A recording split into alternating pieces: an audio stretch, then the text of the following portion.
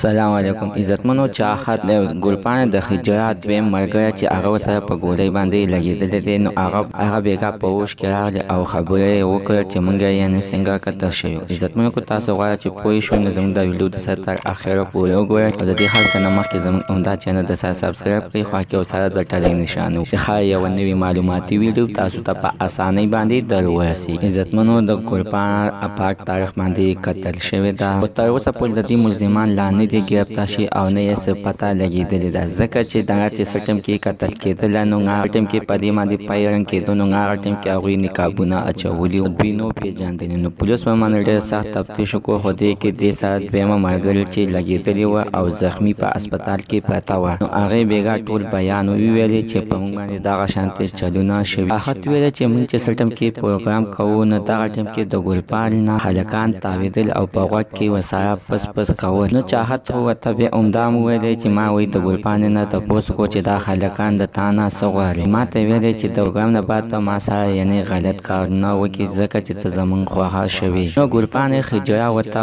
ښه کړی دی او انکار یې ورته نه دی کړی نو په دې خبرې باندې ورسره چاحت بیا جنګ وکړو